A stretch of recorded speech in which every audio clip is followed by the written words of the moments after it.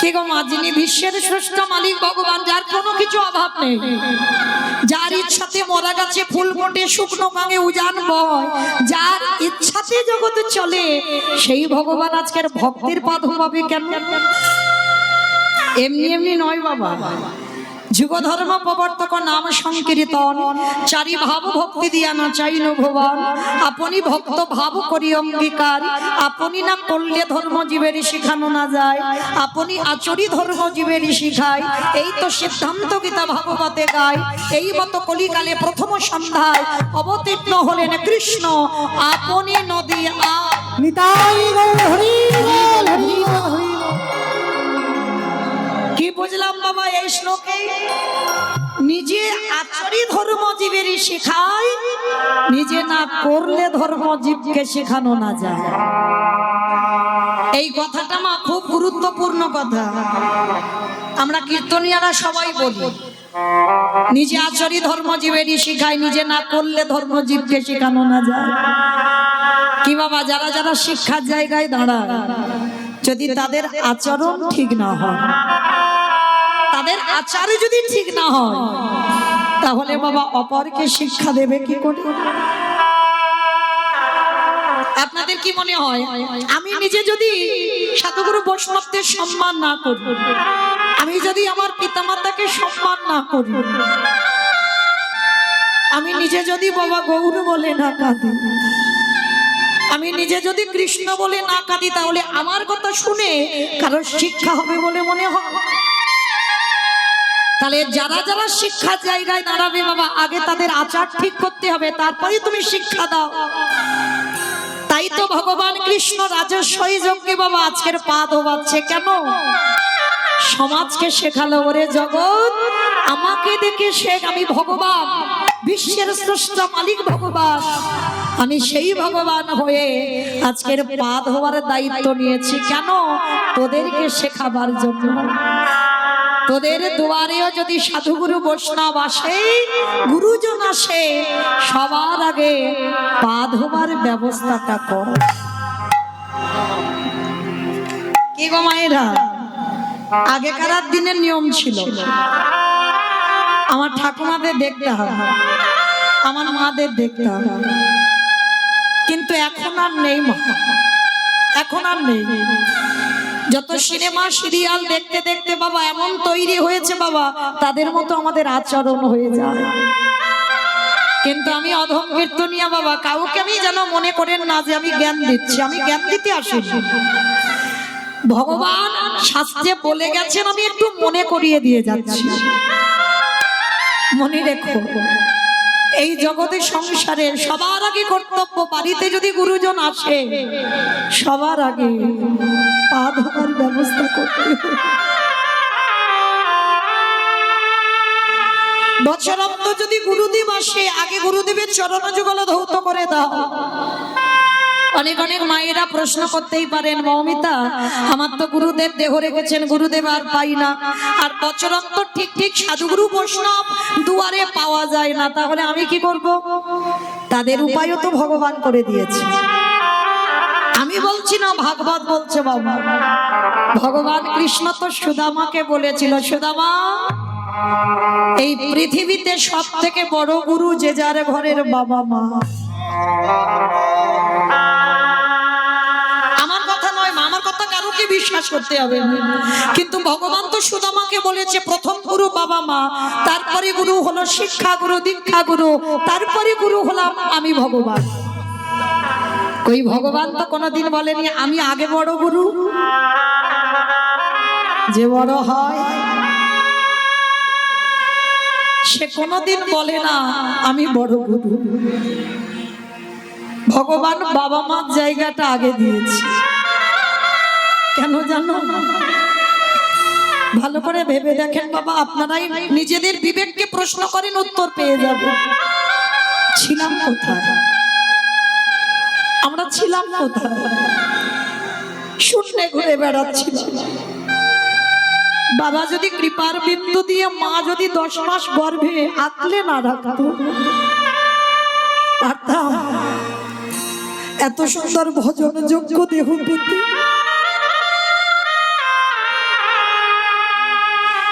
বসে কীর্তন শুনছে।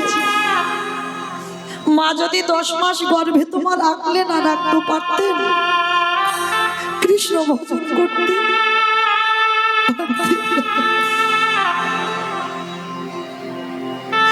এগুলো চেতনা বাবা,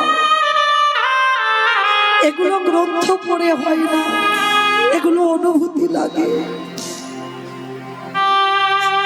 এই জগতের সংসারে বছরান্তর দুর্গা পূজা, কালী পূজা, মহানাম যজ্ঞ সব তো করছো, কই বছর অন্তর একবার জীবিত ভগবান পূজা করেছো? যে ভগবান কথা বলতে পারে, যে ভগবানকে খেতে দিলে খায়, যে ভগবান তোমার হৃদয়ে নিতে পারে, কোনদিন জীবিত ভগবান পূজা করেছো? এখানে একজন ভক্ত কেউ হৃদয়ে হাত রেখে বলতে পারবে না বাবা যে আমি বছর অন্তর জীবিত ভগবান পূজা করব। মাটির মূর্তি সেবা করো, পাথরের মূর্তি সেবা করো, খড়ের মূর্তি সেবা করো, সব সেবা করো, কিন্তু জীবিত ভগবান সেবা করে না। কিন্তু ভগবান সুদামাকে বলেছিল, সুদামা ভক্তকে নবদ্বীপ যেতে হবে না, বৃন্দাবন যেতে হবে না, হরিদ্বার, দক্ষিণ ভারত, কুম্ভ মেলায় কোথাও যেতে হবে না, যদি বছর অন্তর একবার কেউ জীবিত ভগবান সেবা করে। নিতাই গৌর প্রেমানন্দে হরি বল, হরি বল, হরি বল। আর জীবিত ভগবানের সেবা করলে তাকে আমার কাছে আসতে হয় না, আমি নিজে ভগবান হয়ে বিশ্বের স্রষ্টা মালিক হয়ে আমি ভক্তের দরজায় সারা জীবন বন্দী হই। নিতাই গৌর যে ভক্তে ভগবান,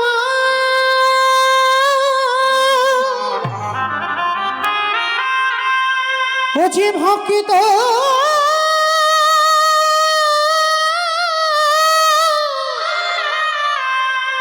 ভক্ত ছাড়া কিছু জানে না,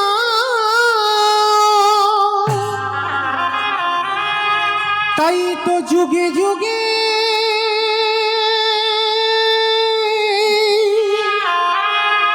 ও যে ভক্তের কাছে ছুটে আসে। তাই চরণ ধরে আমি একটা কথা বলবো, মা যাদের আছে, যারা হারিয়ে ফেলেছো বাবা, তারা তো আর মাথা ঠুকলেও পাবে না। যাদের আছে একটু যত্ন করে রেখে দিও, একটু যত্ন করে রেখে দিও। ওই দুটো চরণে যে বড় মূল্যবান গো, একবারে যদি কেউ হারিয়ে ফেলো আর সারা জীবনেও তুমি কোনো দিন পাবে না। তাই তো ভগবান রাজস্বই যজ্ঞে সমাজকে শেখাবার জন্য আজকের পা ধোয়ার দায়িত্বটা নিয়েছে। শুধু পা ধোয়াচ্ছে নয়, আরো একটা কাজ করেছিল। কি কাজে জানো? যত যত ভক্তরা প্রসাদে পেয়েছিল আমার কৃষ্ণ দয়াময় ওই এঁঠো পাতাগুলো নর্দমায় ফেলেছে। শুধু নর্দমায় ফেললো না, আরো একটা কাজ করেছিল। ওই যে এঁঠোগুলো পাতাতে লেগেছিল না, ভক্তরা প্রসাদ পেয়েছিল, আমার কৃষ্ণ দয়াময় একটু করে এঁঠো তুলেই আজকের কৃষ্ণ আমার সারা গায়ে মাখছে। নিতাই গৌর প্রেমানন্দে হরি বল, হরি বল। যুধিষ্ঠির মহারাজ পেছন থেকে গিয়ে প্রশ্ন করলো, কৃষ্ণ কৃষ্ণ এটা তুই কি করছিস? কে কোন জাতের মানুষ এলো, জাতির ঠিক নেই, ওদের পা ধোয়াচ্ছিস, মেনে নেওয়া যায়। ওদের এঁঠো পাতাগুলো নর্দমায় ফেলছিস, সেটাও মেনে নেওয়া যায়। কিন্তু কৃষ্ণ ওদের এঁঠোগুলো তুই গায়ে মাখছিস কেন? ভগবান মৃদু হেসে বললেন, দাদা গো, এ যে হলো আমার করুণ, এই জগতের সংসারের মাঝে সবাই পাবে করে সবার বিচার আমি ভগবান করি। আরে শোনো শোনো দাদা, সবাই পাপী, আরে আমি হলাম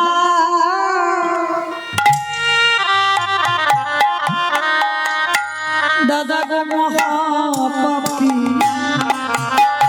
এই জগতে সবার বিচার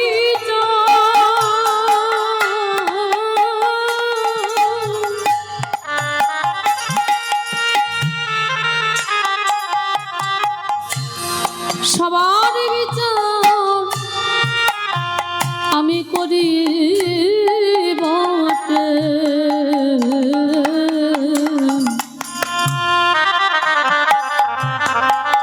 কিন্তু আমি হলাম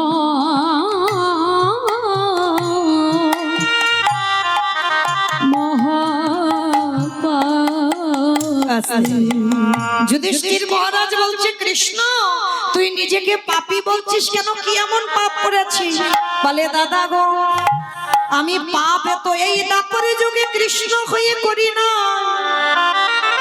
তবে কবে করেছিলিস? বলে, ত্রেতা যুগে রঘুপতি রামচন্দ্রের অবতারে, রাম অবতারই আমার কৃষ্ণ পাপ করেছিল। কি পাপ? বাবা একটা মণিপুত্রকে হত্যা করেছিল। মণিপুত্রটা কে জানো? বিশ্বের সবার মণির ছেলে, যার নাম রাবণ। রাবণকে বধ করেছিল কে? রঘুপতি রামচন্দ্র অকাল বোধন দুর্গা পূজা করে। কি গো, এই যে দুর্গা পূজা আসছে না, আর কয়েকটা দিন বাকি, তো ওই দুর্গা পূজাটা কে করেছিল? রঘুপতি রাম। কেন করেছিল? রাবণের মৃত্যুর জন্য। আর ওই দুর্গা পূজা করি যখন রাবণ বধ হলো, আর রাবণের মৃত্যুর পর আমার রামচন্দ্রের মাথা চুল থেকে পায়ের নখ পর্যন্ত পাপী হয়ে গেল। ও মায়েরা, বলো তো দেখি, রাবণের মতো দুরাচার, রাবণের মতো পাপিষ্ঠকে মারলে জীবনে পাপ হয়? কি গো মায়েরা, রাবণের মতো দুরাচার, তাকে মারলে পাপ হয়?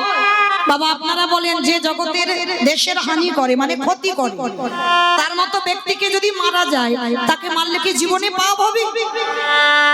তাহলে রাবণকে মেরে আমার রামচন্দ্রের পাপ হলো কেন? কারণ আগে তো জানতে হবে বাবা, রাবণ কেমন মানুষ ছিল। ও মাইরা বলো তো দেখি, রাবণ ভালো লোক না খারাপ লোক? ভালো লোক। আমার মায়েদের মাথার গন্ডগোল হয়েছে। আপনারা কি বলেন, ভালো লোক? এদিকেও ভালো। আচ্ছা এবার বলো দেখি, যে ভগবানের বউ চুরি করে নিয়ে যায়, সে কখনো ভালো লোক হয়? ভালো লোক হয় না তো। তাহলে বলছো কেন রাবণ ভালো? তবু ভালো। আচ্ছা তবু ভালো। ওই যে বললাম, কীর্তন নারকেল, ভিতরে যেতে হবে। জগতে আমরা সবাই দেখছি বাবা, সীতামাকে চুরি করেছিল রাবণ। যে রাবণের 10,000 বউ ছিল, তাহলে ভগবানের বউকে চুরি করে বাবা রেখেছিল কোথায়? কোথায় মা? হ্যাঁ,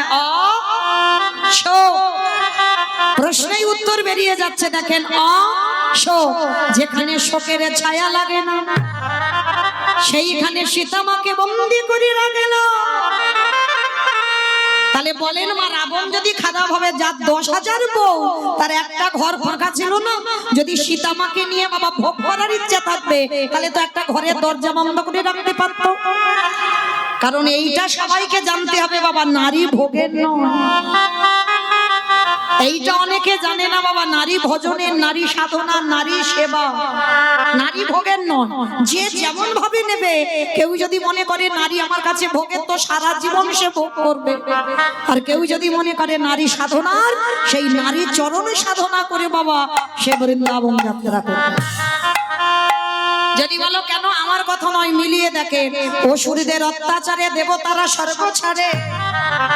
আমার জগৎ জননী দশভুজা মা দুর্গা যদি 10 হাতে অসুরী নিধন না করত, তাহলে দেবতারা যেত কোথায়?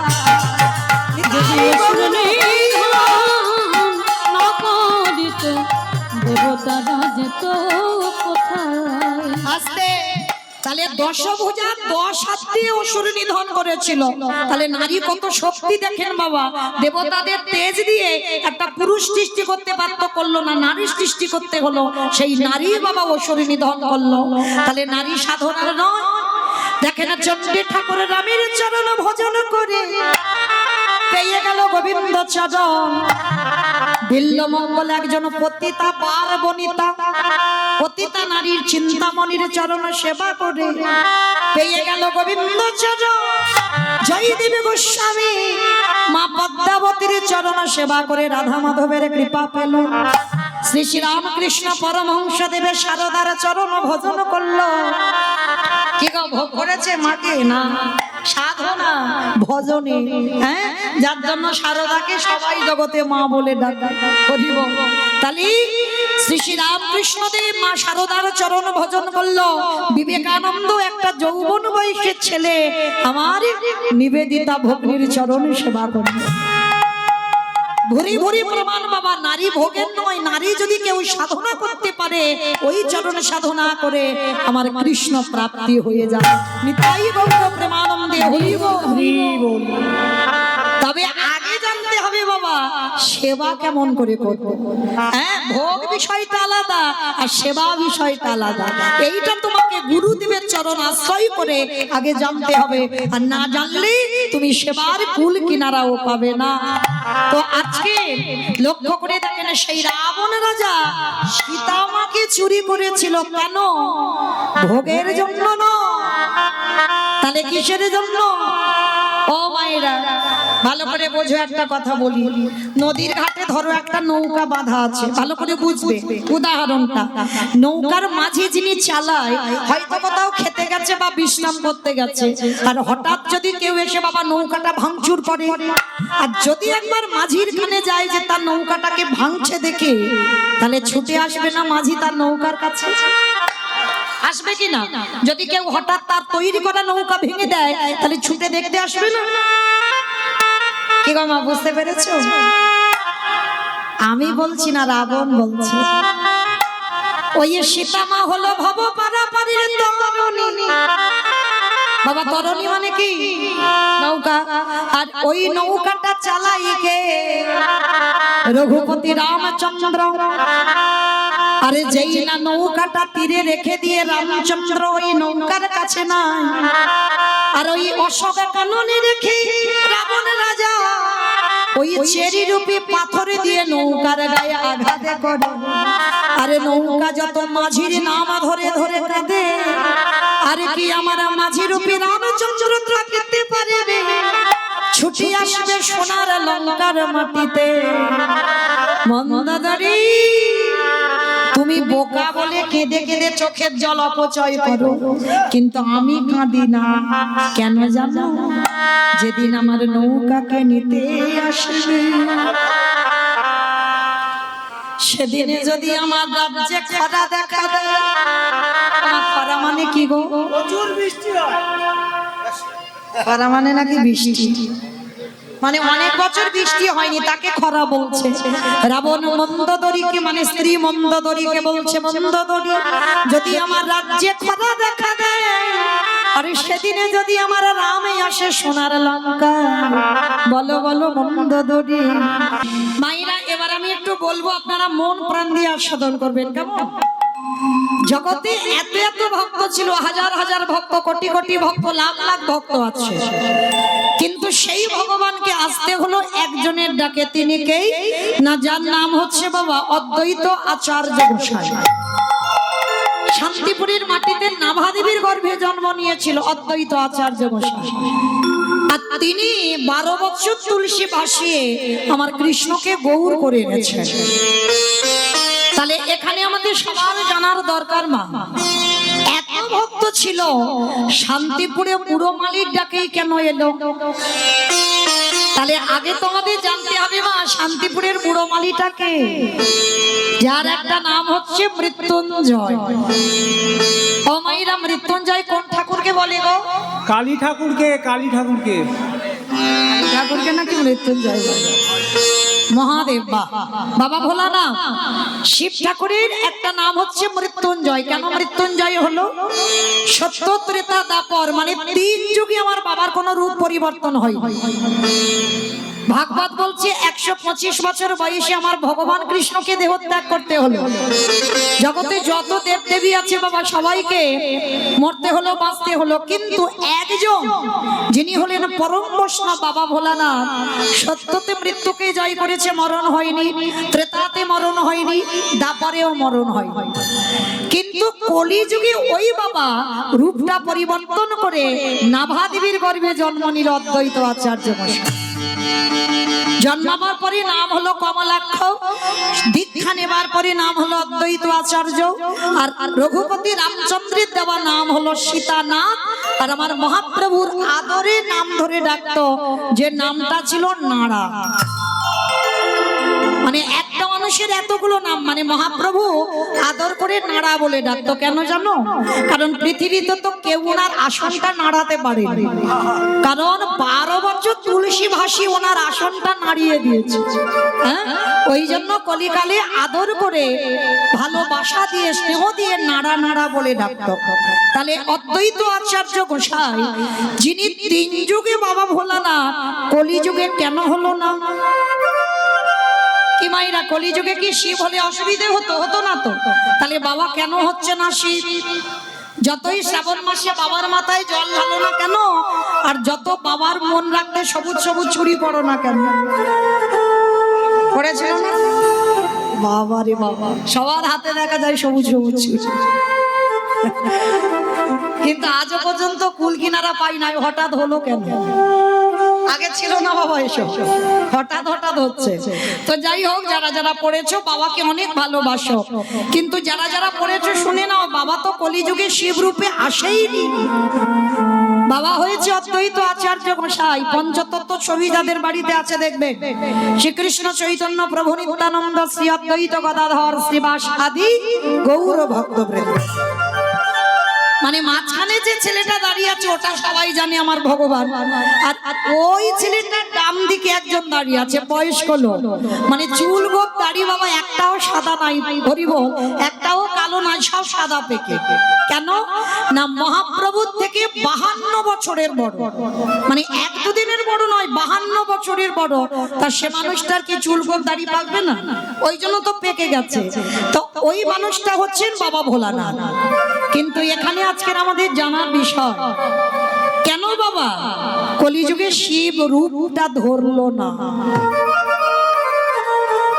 এর কারণ জানতে গেলে বাবা একটু আমাদের যেতে হবে মহাভারত।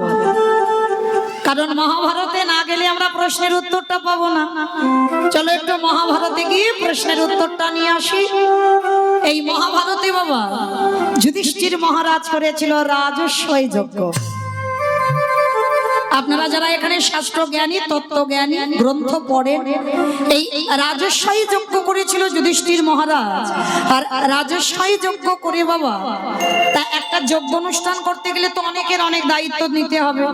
এই যেমন আমার কমিটি দাদারা এত বড় অনুষ্ঠানটা চালাচ্ছে, একার দ্বারা কি হয়? একজন ভক্ত এক একটা দায়িত্ব নিয়েছে।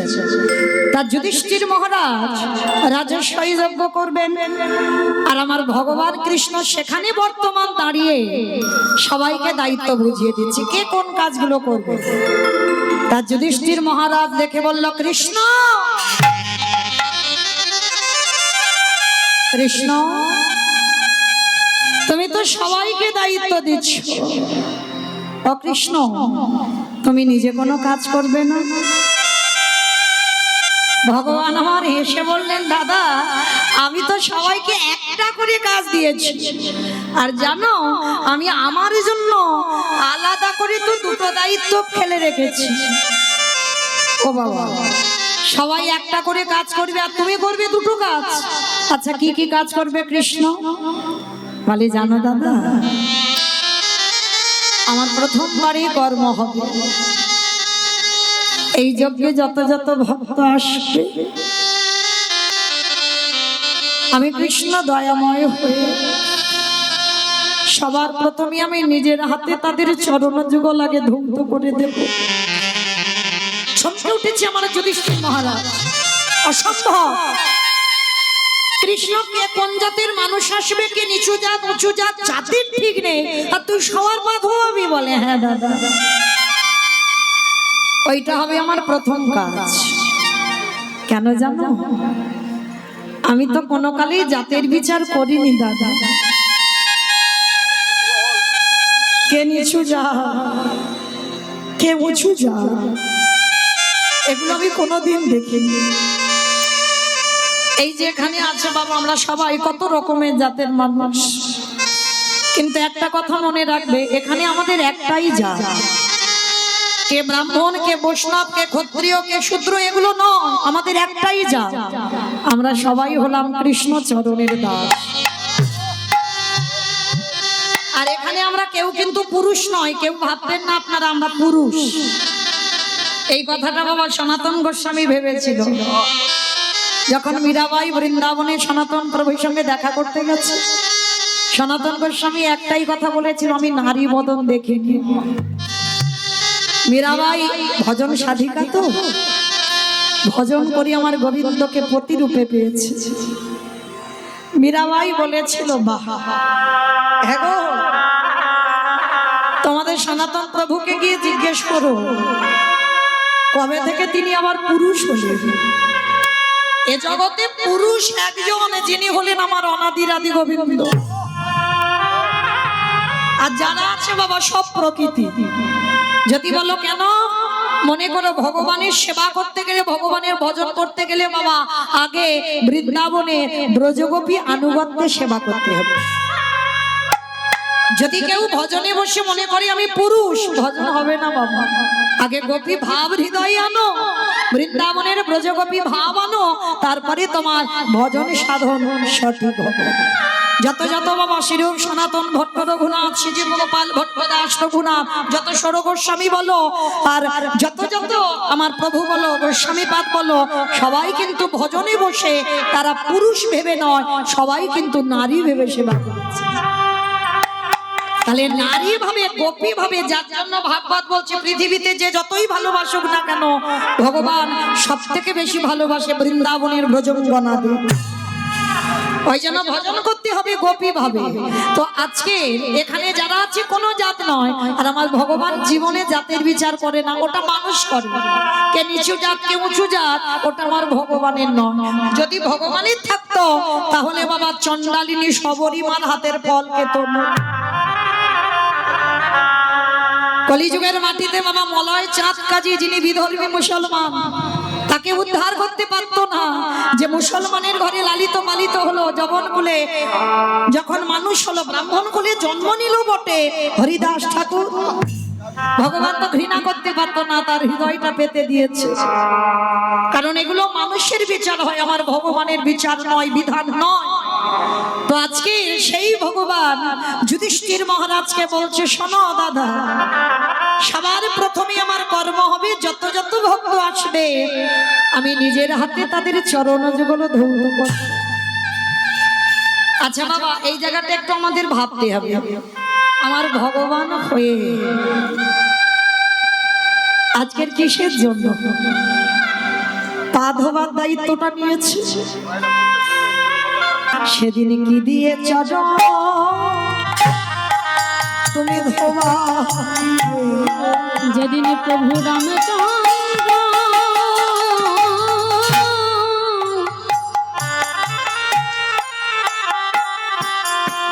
প্রভু রামচন্দ্র এই লঙ্কায় আসবে, সেদিন কি দিয়ে চরণ ধোগাইবে। কিন্তু আমি কাঁদি না মন্দ ধরি, তুমি যে কাঁদছো আমি কাঁদি না কেন জানো? যেদিনই আমার রামে আসবে, জল তো নেই, সব তো শুকিয়ে যাবে খরা, সেদিন আমি কি করবো জানো? ওই প্রভুর চরণ যুগল হৃদয়ে ধরে কি দিয়ে ধোবাবে রাম? আজ চোখের জলে চরণ আজ ধোয়া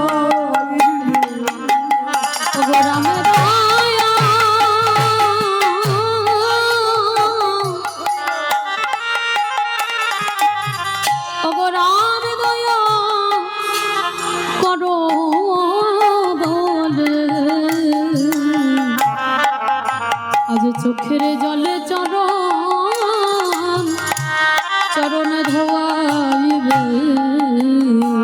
সেদিন রাবণ রাজা বলেছিল মন্দোদরী আমার রাম আসলে আমার চোখের জলে চরণ ধোবাবো। তাহলে বাবা